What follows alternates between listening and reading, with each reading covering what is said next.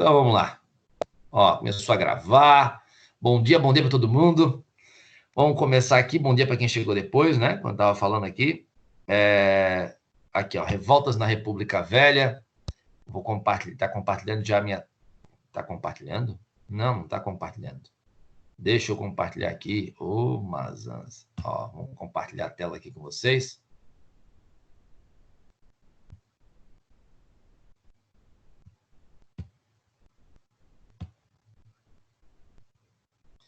E aí tem um detalhe, né? Vocês chegaram a ter uma parte dessa aula, uma parte desse conteúdo. No final tinha uma lista de exercícios e, claro, a lista de exercícios já contemplava todo o conteúdo, né? Então, eu atendi na quinta-feira alguns alunos que tinham dúvida sobre questões que tratavam de assuntos que eu não tinha explicado ainda, o que é natural que tivessem dúvida, claro, né? E a gente vai abordar esses conteúdos agora, tá bom? Deixa eu passar aqui, ó, as revoltas, os movimentos rurais, contestado, Canudos, contestado, né? O cangaço, certo? E vamos chegar aqui, ó, nos movimentos urbanos. Vamos lá. Eu não sei se eu cheguei a falar de revolta da vacina. Eu acho que não, certo? Mas vou explicar agora. Pessoal, é o seguinte. A revolta da vacina. Foi uma revolta contra a vacinação obrigatória contra a varíola. Tá certo isso? Tá. Mas foi só isso? Não, não foi só isso, tá? O povo era um povo ignorante, é igual o povo de hoje aí, que fica dizendo que vacina não serve para nada, o povo que fica negando a pandemia, esse povo negacionista. Naquela época o pessoal era assim também. Não, pessoal, é diferente, tá? É diferente. Naquela época, as pessoas não tinham ainda essa cultura da vacinação, não tinham conhecimento de como se produzia uma vacina, da importância que a vacina tinha. Então, havia, digamos, um desconhecimento geral da população da importância da vacina e do significado que ela tinha. E não havia também, digamos, nenhum esforço das autoridades de tentar explicar para o povo mais simples a importância da vacina. Mesmo também que tivesse esse esforço das autoridades, seria muito difícil explicar para a população isso, né? Por quê? Uma população, em grande parte, era analfabeta, a maioria era analfabeta, né? E para explicar isso, teria que ser como? Teria que ser através da via escrita, através de panfletos, através de jornais, por exemplo, né? Que era o único meio de comunicação de massa naquele contexto. Hoje a gente tem a televisão, né? A imprensa exerce aí, apesar da imprensa que a gente tem, exerce um papel importante no sentido de informar, né, sobre a pandemia, sobre o que está acontecendo em termos de inovação científica, desenvolvimento de vacina, meios de prevenção, os números, né, certo? Tem tudo isso, mas naquela época não tinha. Naquela época tinha a imprensa escrita, mas com um alcance muito curto, porque, né, pouca gente era alfabetizada. E o pessoal que era alfabetizado era justamente aquele pessoal que não tinha necessidade assim tão grande de se informar, o pessoal que de fato tinha uma crença maior em relação à vacina e que olhava com desconfiança, era o pessoal mais simples, né? Os analfabetos, só que a esses era difícil de fato informar. Mas também não tinha nenhum esforço do governo em querer informar essa gente. Pessoal, é o seguinte, a revolta da vacina é uma revolta contra a regeneração. Certo? O que é a regeneração que está aqui entre aspas? É uma política que é idealizada pelo prefeito do Rio de Janeiro, o prefeito Pereira Passos, ali entre 1902 e 1906. Nessa época, o Rio de Janeiro, claro, vamos lembrar, é capital federal. Ele tem para isso o apoio do presidente da República, que era o Rodrigues Alves, certo? O Rio de Janeiro vivia naquela época digamos, um caos sanitário. Por quê? Porque a gente tinha ali, olha só, crise de malária, febre amarela, peste bubônica, certo? A peste bubônica lá, a peste negra, por exemplo, está acontecendo também, né? Surto no Rio de Janeiro. E temos, de todas as doenças, aquela que alcançava, digamos, um nível epidêmico, né, mais amplo, que era a varíola, certo? Então a gente tem aí, ó, febre amarela, malária, peste bubônica e varíola. Havia um caos sanitário. Inclusive, esse caos sanitário comprometia economicamente a cidade do Rio. Havia panfletos e até mesmo ordens legais, determinações legais, em países da Europa que não aceitavam né, em seus portos navios que tivessem aportado no Rio de Janeiro, por conhecerem o caos sanitário que era essa situação, né, epidêmica que havia no Rio. Então, navios que aportassem no Rio não eram aceitos em alguns países. E isso comprometia, obviamente, né, todo o fluxo comercial que havia no Porto do Rio de Janeiro. Muito bem. Por conta dessa situação caótica, que afetava economicamente o Rio, mas que também gerava ali um risco à população, né, de modo geral, principalmente a população de classe média alta e os mais ricos. Por quê? Porque esses focos epidêmicos, claro que atingia todas as classes, né? Mas atingia principalmente as classes mais pobres, que viviam mais aglomeradas nos cortiços, essas habitações populares, né? Então, por esse motivo, a política chamada de regeneração é pautada em dois pontos principais. Uma reforma urbana no Rio de Janeiro, certo? E essa reforma vai atacar aquilo que eles diziam ser os pontos de proliferação das doenças, ou seja, os cortiços. Mas a ideia dessa política do bota abaixo, demolição de cortiços, que vai demolir cerca de 10 mil unidades habitacionais, 10 mil famílias que serão despejadas sem nenhum destino, certo? Oferecido pelo Estado para essas famílias. Então, um dos objetivos dessa demolição dos cortiços é a questão sanitária, certo? Bom, mas não era só isso. Também estavam removendo os cortiços porque o cortiço é local de gente pobre, e gente pobre é vista como classe perigosa, não só pelo fato dos cortiços serem vistos como um dos principais pontos propagadores da epidemia de varíola, no caso, né? Além entre as outras que eu citei também, né? Mas também pelo fato de pobre, em geral, ser negro e ser visto também como o quê? Como criminoso, como vadio, como capoeirista, como batedor de carteira, ou ainda também ligados à mendicância. Então, era um combate, a política de regeneração, ela trazia aqui um combate de porofobia, que é a aversão ao pobre, e ao mesmo tempo de, claro, o racismo, pela essa identificação muito fácil no Rio de Janeiro entre pobreza e negritude, certo? E esse combate a essas classes, deixa eu voltar aqui, vistas como perigosas, né? Então, partir de duas práticas. Primeiro, a política do bota abaixo, a demolição dos cortiços, que vai ter como consequência o quê? A favelização. Além da demolição dos cortiços, nós temos uma reforma urbana acontecendo. E essa reforma urbana traz o quê? Primeira coisa, a remoção dos cortiços. Tá. Agora, além disso, a gente vai ter também o alargamento de ruas. Com esse alargamento de ruas, nós vamos ter, né, ruas mais largas e iluminadas, até para que ficasse mais fácil da polícia exercer o controle sobre a ordem social nessa parte que é o centro urbano. Né? Então, agora, nessa reforma urbana, nós temos, então, ruas largadas, calçadas, iluminação elétrica, canalização de esgoto. E são ruas embelezadas também. Isso faz provocar uma grande valorização imobiliária na parte central do Rio. Então, existe aqui uma grande especulação imobiliária. As pessoas que tinham, por exemplo, imóvel no centro do Rio, certo?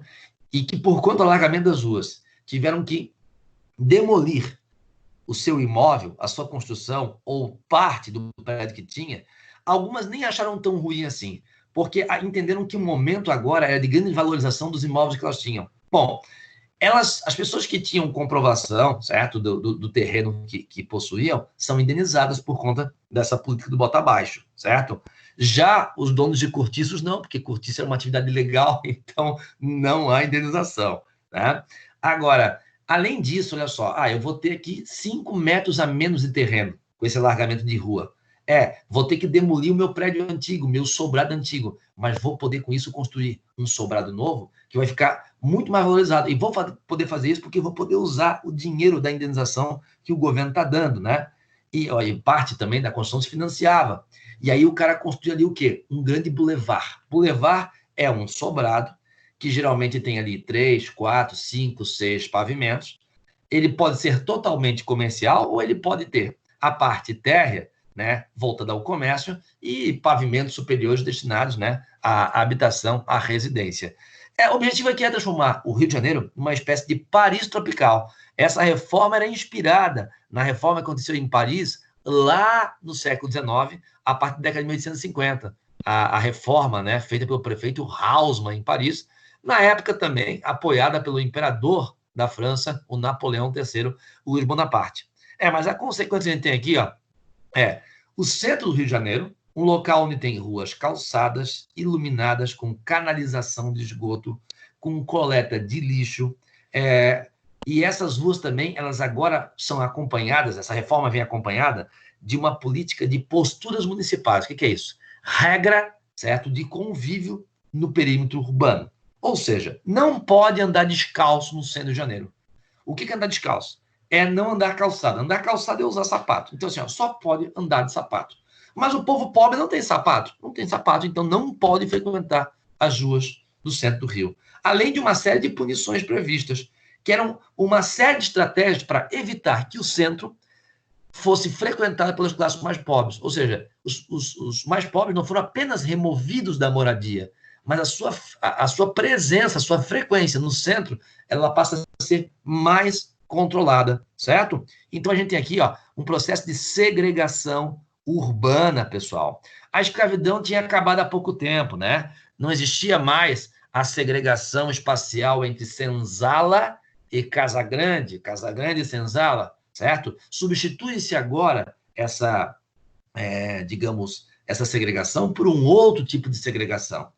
As elites cariocas não poderiam conviver com ricos e pobres no centro da cidade, certo? Essa coisa do pobre estar na cidade morando nos cortiços, isso é uma coisa democrática demais para se ocupar o espaço urbano aos olhos dessas elites, né? Então, aqui há uma grande segregação urbana. É como se substituísse a senzala pela favela, né? E a Casa Grande pelo centro da cidade. A gente tem aquilo que mais na frente, ali, por volta da década de 30, 40, quando o samba começa a popularizar no Brasil, a diferença entre o morro e o asfalto. Essa segregação urbana entre pobres e ricos, entre negros e brancos.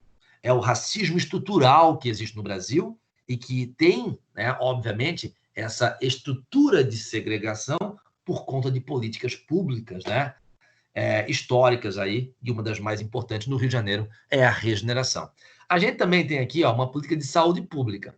Essa política de saúde pública está empenhada em combater os focos da epidemia. Primeiro, é formada uma brigada sanitária, um grupo de homens truculentos, fortes, alguns deles retirados das cadeias, inclusive, para fazer o quê? São chamados mata-mosquitos, para combater os focos de epidemia, combater, por exemplo, o mosquito Aedes aegypti, né? Transmissor de algumas dessas doenças.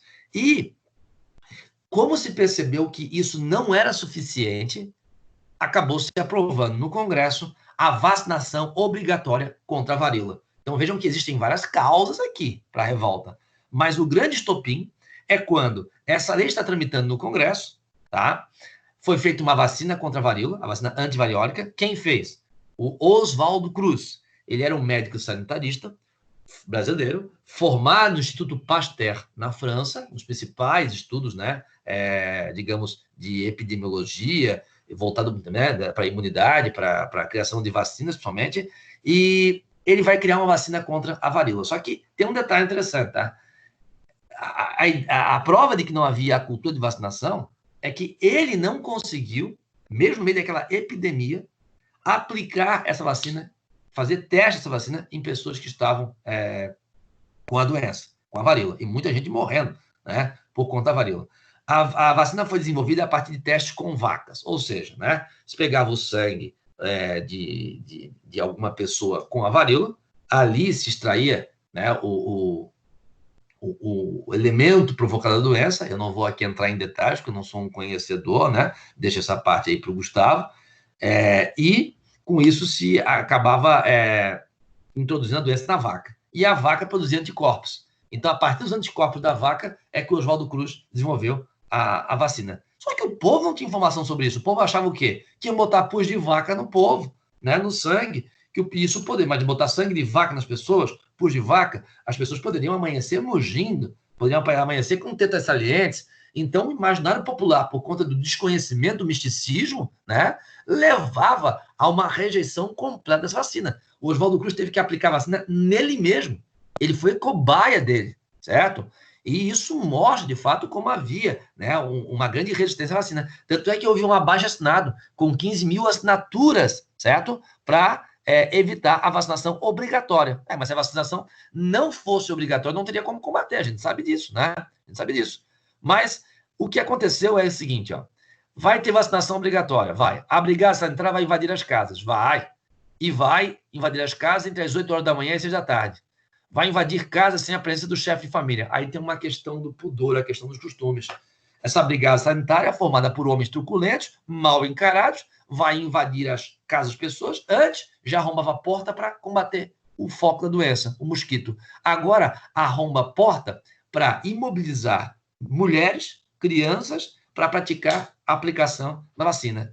As mulheres tinham a vacina aplicada, né? Ou no braço ou nas nádegas. Mas aplicar a vacina nádega naquela época, pessoal, era uma questão de pudor muito grave, né? Imagina o que é uma mulher dentro de casa, usando vestido, certo? Sem calcinha, porque não se usava calcinha, ainda mais dentro de casa, por isso as anáguas do vestido, e aí levantava o vestido e aplicava assim ali, né? A mulher sendo desnudada, sem contar, né? Algumas situações de denúncias de estupro, de violência sexual aqui.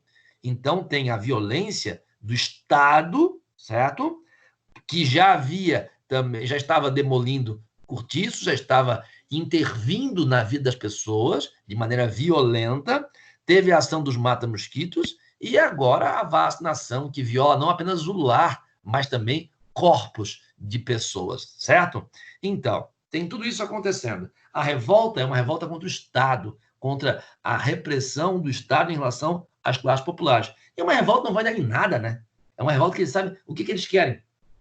A vacinação obrigatória foi aprovada no Congresso. Eles querem, digamos, mudar isso? Não, eles sabiam que não ia mudar, mas é um grito de revolta, mesmo sem grande possibilidade de reverter aquela situação. Né? E agora vamos lembrar que toda essa política chamada de regeneração, né, ao combater as classes populares, ela era inspirada no quê? No positivismo, que estava impresso na bandeira republicana, com o lema ordem e progresso, e que era, obviamente, né, a visão política das elites brasileiras daquela república velha. E a gente tem aqui, o que seria a ordem? A repressão aos mais pobres, né? Justamente para que eles não atrapalhassem o progresso a ser conduzido por aqueles que eram detentores não somente do capital, mas do saber científico, uma elite econômica e tecnocrata, aliada à ordem imposta pelas, né, e determinadas pelas altas patentes do Exército, aplicada pelas baixas patentes, pela polícia, mas a gente tem aqui uma aliança entre o Exército, certo? As Forças Armadas, a polícia também e a essa elite tecnocrata de médicos, de engenheiros que governavam o país, certo? Então é isso, a revolta vacina é um movimento contra isso. Agora só um detalhezinho, deixa eu parar de interromper aqui e olhar para vocês aqui, tá? Só colocar uma coisa para vocês. Houve aqui várias estratégias, tá? Para tentar combater a doença. Tinha, por exemplo, a peste bubônica. E a peste bubônica que se dava através, né, da bactéria Yersinia pestis. Vocês sabem que tiveram aquela aula no ano passado sobre a peste negra, e comigo e com o Gustavo, a gente cantou a parodiazinha, a gente falou que a peste negra, né, tinha diferentes causas, mas uma das mais importantes, talvez a mais importante, era a bactéria, a Yersinia pestis, né, que era transmitida através de uma pulga que ia no rato preto. Então, haverá uma campanha para a eliminação de ratos de grande porte. Rato de qualquer tipo, não é só rato preto, tá? Rato de grande porte. Aí, então, o governo pagava uma quantia para as pessoas, por cada rato grande morto que as pessoas apresentassem. Então, era um monte de gente de caça do rato, um monte de caça-rato ainda, parece os goleiros do Havaí, né? Um bando de caça-rato aí. Então, aí o que vai acontecer? O governo vai pagar por ratos mortos que as pessoas abatessem, né, para combater os focos de doença, só que vai ter espertinho que vai começar a criar rato, certo? O pessoal cria fazenda de criação de rato, e aí criava rato, matava o rato e vendia o rato abatido para o governo, ganhando dinheiro com isso, né? O governo, claro, que vai desconfiar disso, né? Tentei abrir, abriu aqui. o governo vai desconfiar disso. E aí vai começar também a combater as fazendas de criação de rato, que se...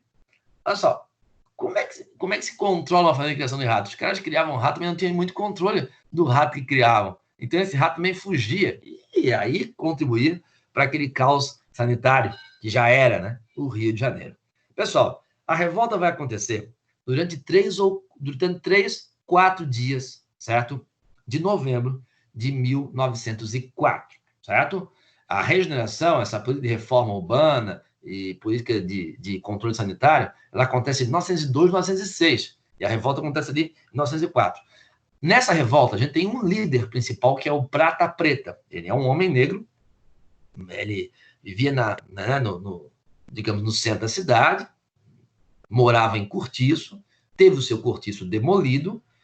Ele era um cara que fazia... Ele era assim, ele é um cara mal encarado. Ele era capoeirista. Capoeirista é uma espécie de jagunço urbano, tá? É um cara que usa a malandragem, a violência, o uso da navalha, inclusive, a serviço de gente importante. É uma espécie de jagunço urbano de coronéis urbanos. É aquele cara que vai cobrar os outros. Ó, eu sou o dono de uma padaria, sou um português. Então esse cara vai fazer cobrança para mim. Vou pagar para ele me cobrar, certo? Como é que ele cobra? Ele cobra daquele jeitinho especial que ele tem, né? Esse é o Prata Preta. O Prata Preta lidera essa revolta contra o Estado. Ele não é o único líder, mas ele participa desse movimento. E como é que vai ser a revolta vacina? Eles vão enfrentar a polícia nas ruas do Rio. Só que vamos lembrar que estava acontecendo uma reforma urbana. O Rio era um canteiro de obras. Então eles vão aproveitar os entulhos para formar barricadas e enfrentar a polícia. Só que nessa época, pessoal, vai ter um camaradinha chamado Lauro Sodré. Esse Lauro Sodré, ele é do Exército, ele é da Escola Militar da Praia Vermelha. Vocês vão lembrar que escola é essa? Estudaram há pouco tempo. A Militar da Praia Vermelha era uma escola de forte influência positivista. Mas ali também tinham muita gente ligada, desde a época lá do Império, à chamada questão militar. Ou seja, era gente florianista que defendia o quê? A volta da República da Espada. A República da Espada acabou em 1894, quando Floriano deixa o governo.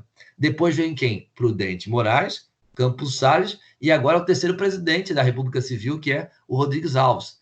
Então, no meio daquele caos urbano, né, social, que é a cidade do Rio de Janeiro, no contexto da revolta vacina, militares da Escola Militar Praia Vermelha, aliás, por Lauro Sodré, participaram do levante tentando dar um golpe de Estado, certo? Então, houve uma tentativa de golpe de Estado para que os militares voltassem ao poder. Só que o golpe de Estado acabou não tendo a adesão esperada e esse movimento acabou sendo sufocado, certo? Pelas tropas do Exército, né? Fiéis, obviamente, ao governo. E nós vamos ter também um movimento sindical atuando. Esse movimento sindical é um movimento chamado anarcossindicalismo. A gente tinha no Rio de Janeiro muitos imigrantes, portugueses e espanhóis principalmente, tá? A gente vai ter muitos italianos em São Paulo. No Rio, é mais português e espanhol. Fortemente influenciados pelas ideias do chamado anarcossindicalismo. Nomes importantes como o italiano Malatesta, Bakunin, Kropotkin, certo? Entre outros nomes. O que defendia, né, o anarquismo, que muitos chamam também de anarcossindicalismo? Olha, a organização da classe operária em sindicatos para organizar uma grande greve e provocar, através dessa grande greve, um colapso do capitalismo. Porque provocando um colapso do capitalismo, acreditavam que provocariam também um colapso do Estado que se alimenta das atividades capitalistas, no sentido de, né, cobrar tributos. Então, a gente vai ter aí um movimento sindical de influência anarcossindicalista também se articulando nesse movimento. E é esse movimento, olha só a coisa louca, é esse movimento anarcossindicalista que vai chegar a tramar com os militares da Praia Vermelha, da Escola da Militar da Praia Vermelha, para esse golpe de Estado. Só que não vai haver ali grande entendimento entre eles. É uma ação, né, meio caótica, meio desorganizada, por isso também o movimento não vai dar certo. Mas houve quem aproveitasse esse caos social para dar um golpe de Estado, certo? Então, pessoal, aqui eu falei sobre revolta vacina. Vejam que não é apenas uma revolta contra a vacina, é uma revolta contra o tratamento violento, autoritário que o Estado dava às classes pobres, principalmente. A demolição dos cortiços é um dos pontos mais importantes dessa revolta, tá certo? Agora vamos lá, deixa eu voltar a compartilhar minha tela com vocês aqui e vamos falar agora da revolta da Shibata. Deixa eu compartilhar aqui. Vamos voltar aqui para... Ó, belezinha. Revolta da vacina. Ah, olha só, o Rio de Janeiro. Se formou no Rio que a gente chama de um cordão sanitário, né? Ou seja, uma área de isolamento. Ó. O centro agora é isso aqui, ó, é uma Paris tropical. Isso aqui esses prédios são os bulevares, certo? Aqui no Rio, no caso, né, de 3, 4 pavimentos em grande parte, alguns chegavam a 5 pavimentos, talvez 6, mas era, né, sobrados menores, os bulevares. A iluminação, copiava a iluminação de Paris. Olha só, nessa época foi construído o Teatro Municipal do Rio, um teatro luxuoso, com essa arquitetura aqui, ó, que é chamada de arquitetura eclética, é o ecletismo. Ele mistura elementos do neoclassicismo com elementos do barroco e do rococó, certo? O Palácio Cruz e Souza, por exemplo, ele tem essa arquitetura, né, que a gente chama de eclética, o ecletismo. Então, e o Rio de Janeiro virou essa Paris tropical, né? A gente percebe que as pessoas que caminham aqui, ó, né, são pessoas em grande parte que estão aqui, ó, trajadas, de calça, terno, chapéu. Pode até encontrar uma pessoa talvez mais simples, né, que possa, aqui parece ser, não estou dizendo que é, mas parece ser uma pessoa mais simples, né, mas ela tem que estar o quê? Devidamente calçada, porque senão ela não pode andar pelo centro do Rio. Se ela estiver descalça, ela pode ser presa por desrespeitar as posturas municipais. Ah, um detalhe, falando do Teatro Municipal, né? Na frente do Teatro Municipal do Rio tem uma praça, que foi, né, digamos, o ponto final da reforma, certo? O ponto, geograficamente falando, é o ponto final da reforma, onde a reforma acaba. Adivinha qual é o nome da praça? Praça Paris, não é por acaso, tá bom? E olha só, o Morro do Pinto, em fotografia de 1912, o processo de ocupação dos morros por aqueles que foram despejados dos cortiços. E aí começa a construir barracos improvisados, né? E a gente tem a intensificação do processo de favelização. Pessoal, a gente vai ter, na verdade, a favelização já iniciada, certo? Na época da Guerra de Canudos. Assim, muita gente foi recrutada pelo Exército para combater Canudos.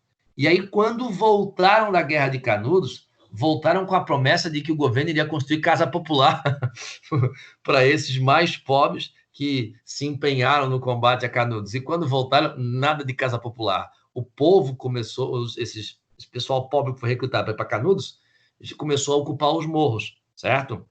E aí a gente tem esse processo inicial de favelização já no contexto da Guerra de Canudos em 1896-97, mas que vai, né, se intensificar, principalmente nesse contexto aqui da revolta vacina, da reforma urbana do Rio, tá bom? Vou falar da revolta Chibata agora. Pessoal, é uma revolta de marinheiros de baixa patente. Esses marinheiros de baixa patente, em grande parte, são negros e mulatos. Havia uma tradição, certo, de a Marinha ter entre os seus quadros das baixas e médias patentes, somente baixas patentes, homens negros.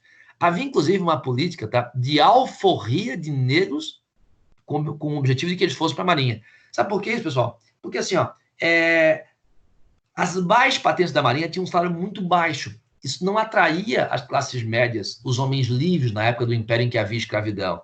Então, tradicionalmente, desde a época do Império, as baixas patentes eram ocupadas, certo, por negros e alguns deles alforriados para servir a Marinha, porque faltava gente para ocupar, né, os quadros das baixas patentes da Marinha. Então, vamos pensar numa coisa.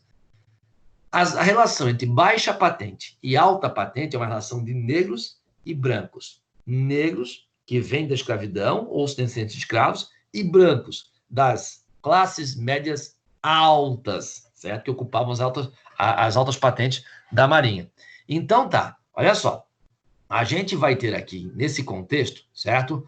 Na época do Império, quando havia escravidão, a prática de castigo corporal, o uso da chibata, para punir casos de indisciplina. Pessoal, acaba a escravidão, vem a Lei Áurea de 1888, e mesmo assim o que vai acontecer? Continua se aplicando o chicote como meio de castigo às baixas patentes da Marinha em ato de disciplina. Ou seja, usar o chicote, o instrumento, né, emblemático de castigo a escravos, é a perpetuação de práticas de racismo, né, muito comuns ao contexto da escravidão. Mas não é uma revolta somente contra a chibata, é uma revolta também contra os baixos soldos pagos a essas baixas patentes, tá? Havia uma segregação muito clara no ambiente de um navio, certo? A parte, por exemplo, do porão ficava para as baixas patentes. A parte do convés, a parte, né, mais superior do navio, ficava para as altas patentes. A comida era diferenciada. É como se houvesse casa grande e senzala dentro do navio.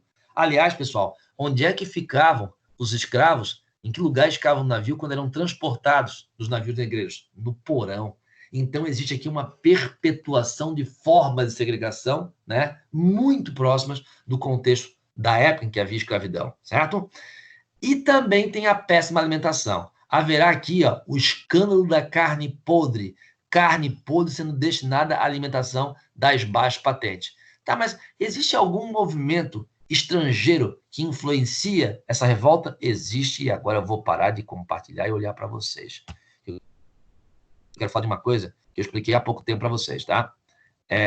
Não está aqui no meu slide, mas deixa eu dizer para vocês, deixa eu abrir aqui a câmera.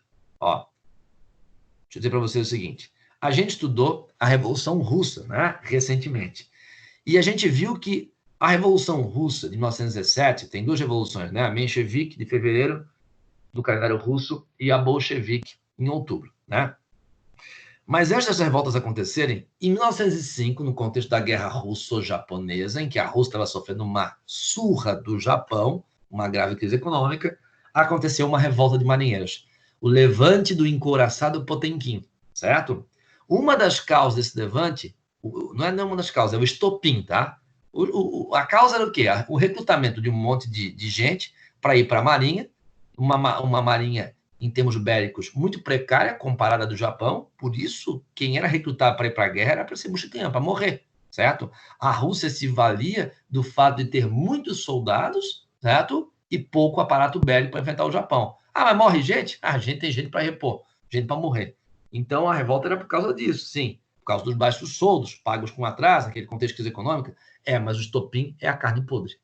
Então, esse escândalo da carne podre, no caso, levando de coração do Potemkin, em 1905 na Rússia, influencia a revolta dos marinheiros, certo? Da revolta chibata, em 1910. O escândalo da carne podre é também o estopim. Agora vamos parar de falar de carne podre, deixa eu compartilhar de novo a minha tela com vocês aqui, tá? Tem mais de 10 minutinhos de aula, então deixa eu terminar de explicar essas revoltas aqui. Vamos lá.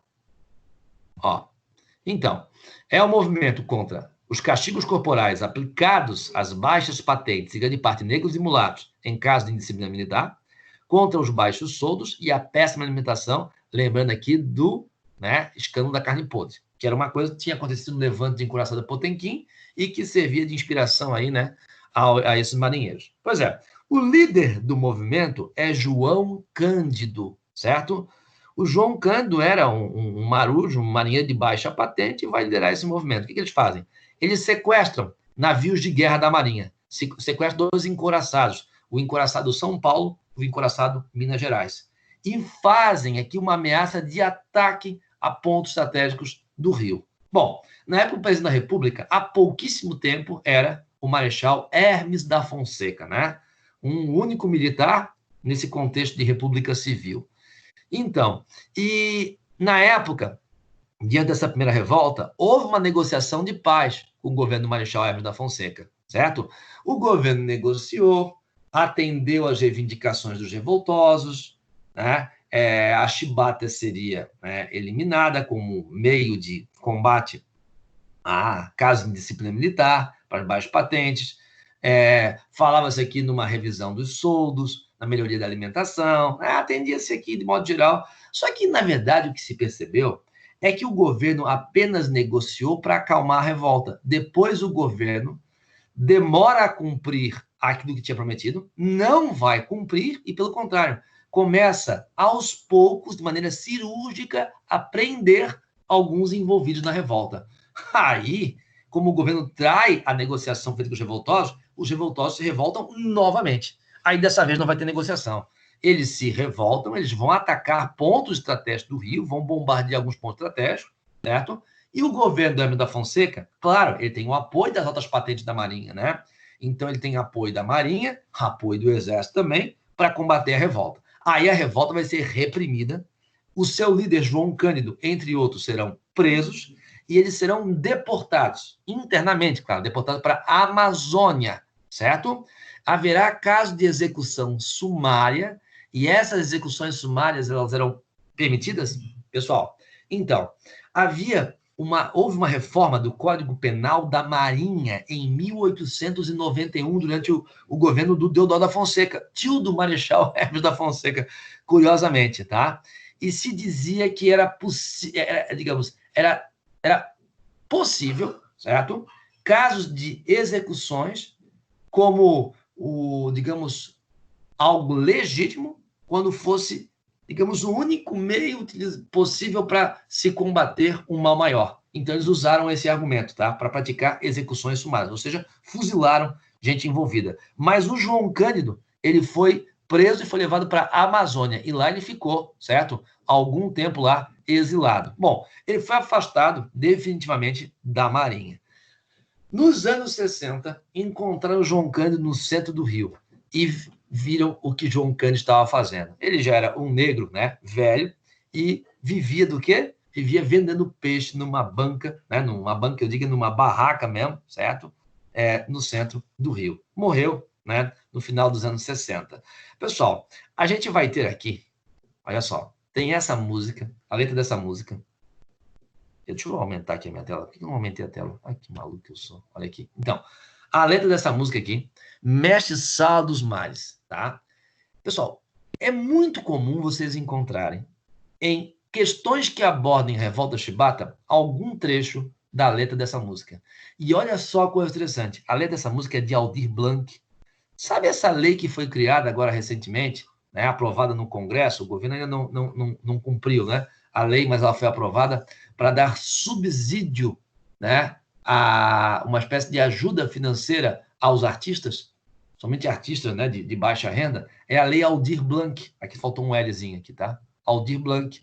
O Aldir Blanc morreu esse ano, vítima, né, da pandemia. E essa letra aqui é dele.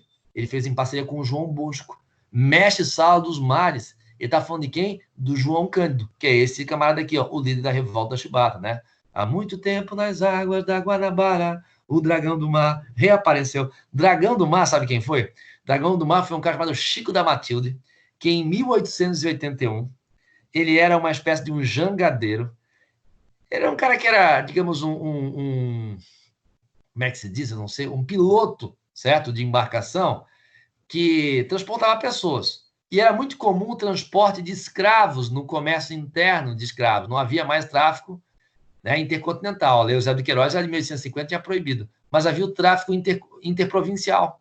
E muitos desses jangadeiros levavam escravos, né, que eram comercializados do Nordeste para o Sudeste.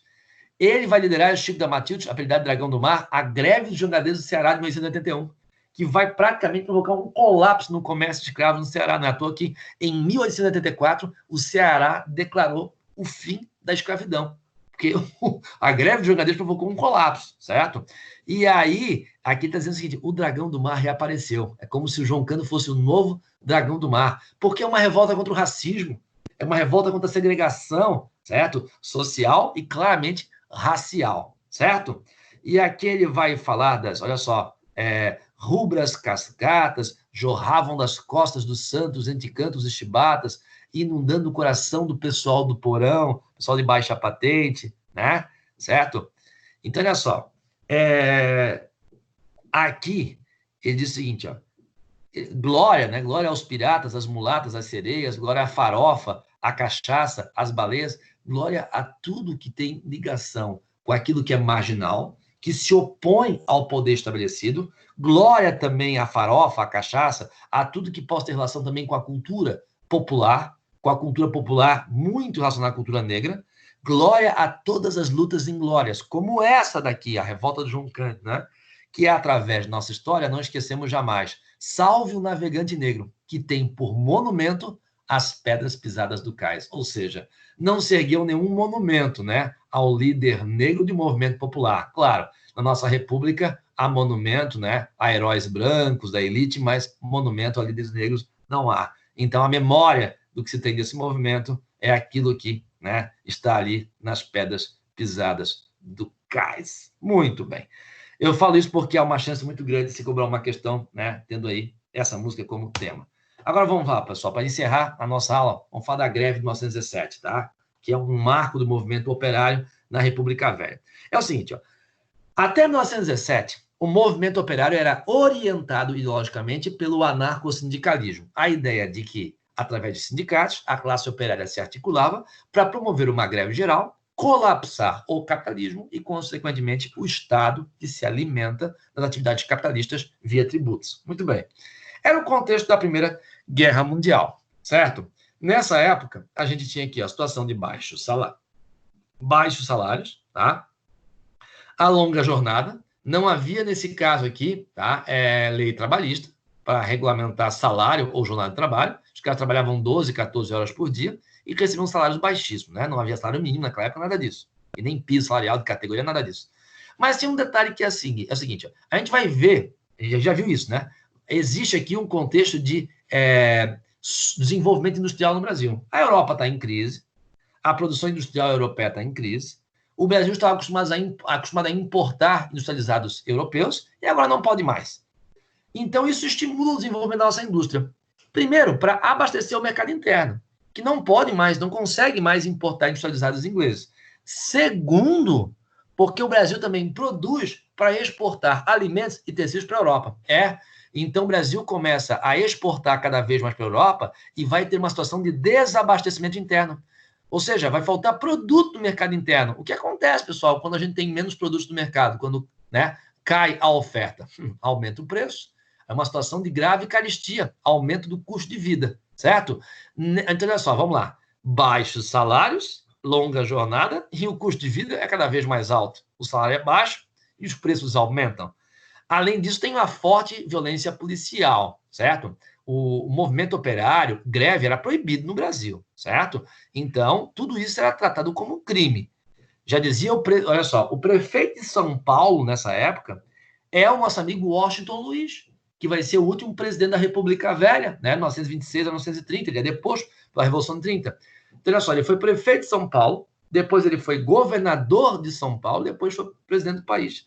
Nessa época, como prefeito de São Paulo, ele dizia: questão social no Brasil é caso de polícia. Fez greve, é repressão policial. Nessa época já existia uma lei que foi aprovada em 1907, tá? A Lei Adolfo Gordo. É o nome do deputado que propôs a lei. Essa lei foi feita depois da grande greve, a primeira grande greve operária do Brasil, que foi a greve de Porto Alegre, em 1906.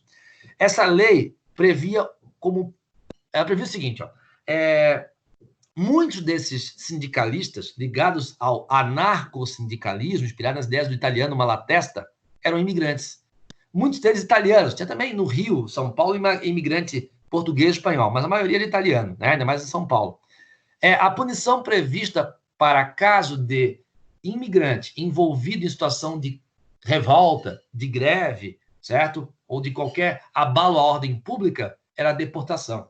Então, a Lei Adolfo Gordo, que prevê a deportação de imigrantes envolvidos em casos de desordem pública para seus países de origem, era, digamos, o principal meio legal de reprimir policialmente esses movimentos. E quando houve a greve de 1917, o que aconteceu?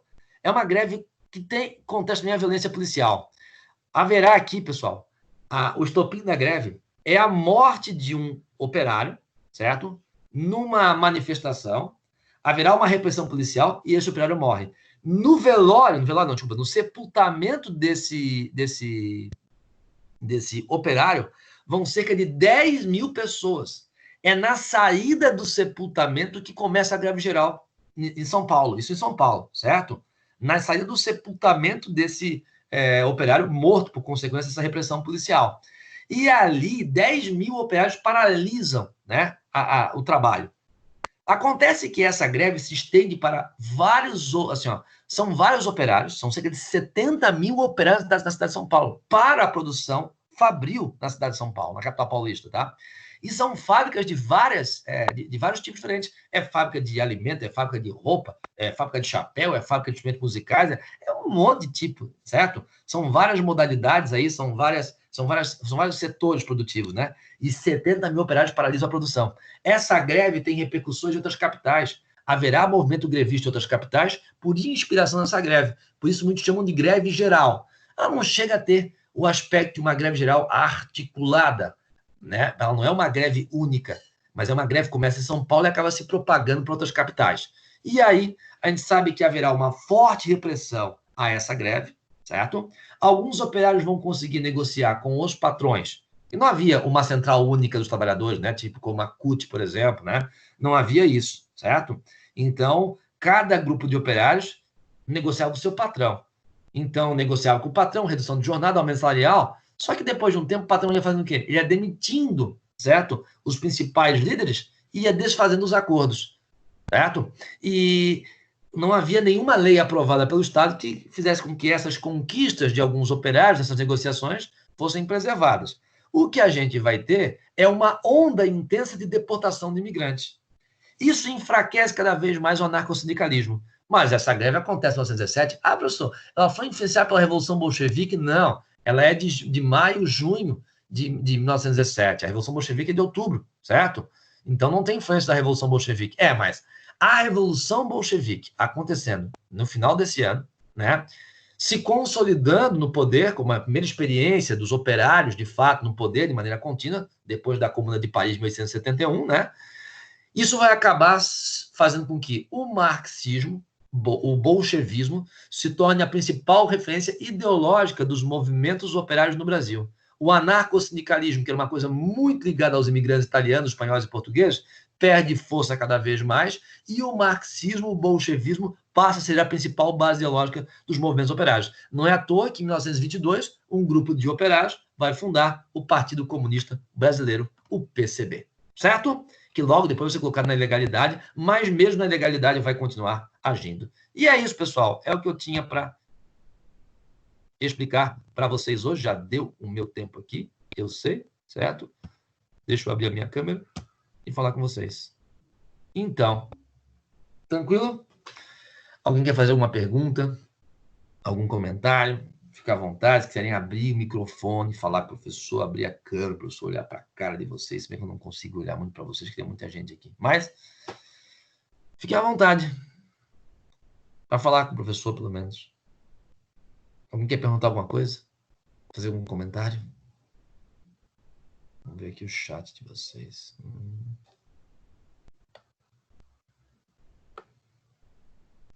O slide está travado aqui. Isso, tudo certo. Para mim, tudo certo. Tudo bem, tudo bem, tudo bem. Tranquilo. Tranquilo. Esse cabelo de boneca velha aqui. que obriga esse chapéu, né? Para não provocar nenhum desconforto visual às vossas senhorias, né? Tá tudo certo. Então, meus queridos, é isso. Tá? Alguém tem alguma dúvida? Quer perguntar alguma coisa? Ó, eu consigo ver aqui, Manuela Morfim, Beatriz Carminati. Professor. Fala. Oi, Gabriela. Eu só queria... Oi. Eu só queria saber aquele negócio da Mozilla que tu falou, que teve a falência da escravidão. Onde que foi isso, né? Desculpa, não entendi. O negócio da música lá, que teve a crise da escravidão. Acho que foi no Ceará, não lembro direito. Tá, a música do Aldir Blanc, o que tem? Ah, tá, da questão ali do... Então, é que a música faz referência ao... Tá me ouvindo bem? Eu tô, desculpa. Tá, não, pode falar, Gabriela. Não, é só porque eu fiquei, tipo... Então, teve... Como eu posso dizer? Tipo, o fluxo de escravidão foi menor naquele estado depois disso, ou acabou a escravidão mais cedo, alguma coisa assim. Ah, tá, entendi a tua pergunta. Ô, Gabriela, assim, ó, quando a Lei Áurea é aprovada, né, e logo depois assinada pela Princesa Isabel, já havia um colapso da escravidão no Brasil, tá? no ano de 1888, existe uma quantidade enorme de fuga de escravos no Brasil. Então, a resistência à escravidão por parte dos escravos, ela é muito forte na década de 1880. Ao mesmo tempo, o movimento abolicionista ganhava cada vez mais adesão, somente nos centros urbanos, né, das classes médias altas e até gente da elite também. Tem uma ideia, quando a Lei Áurea é aprovada, nós temos cerca de 5% apenas de escravos no país. Certo? Então, o número de escravos já era bastante reduzido. Tinha movimento de fugas de escravos. Em São Paulo, tinham grupos organizados que invadiam fazendas para libertar escravos, como o grupo dos chamados Caifases, liderados por Antônio Bento. Certo? Agora, a gente vai ter também, no caso do Ceará, como eu citei aqui, ó, a greve dos jangadeiros, liderada pelo Chico da Matilde, apelidado de Dragão do Mar, tá? E que vai criar um colapso da escravidão no Ceará. Então, assim, ó, em 1884, não existe mais escravidão no Ceará. No mesmo ano, não existe mais escravidão na região do Amazonas.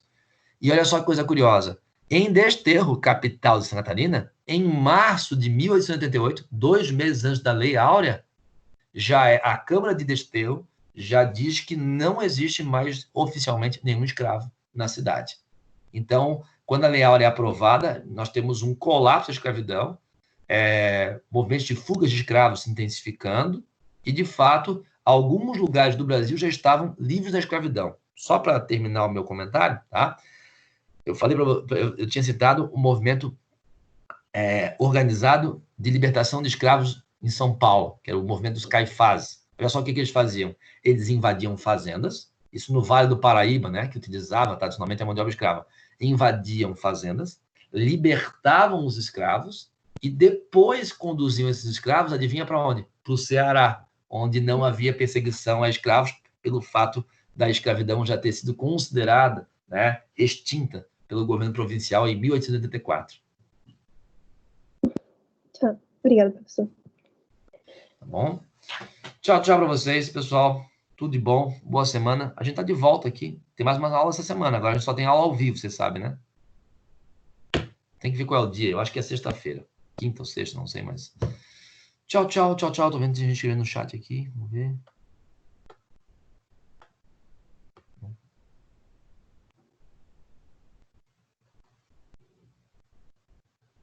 Tchau, tchau, tchau para vocês, tá? Beijo grande, beijo grande. Tudo de bom para vocês. Tchau, tchau.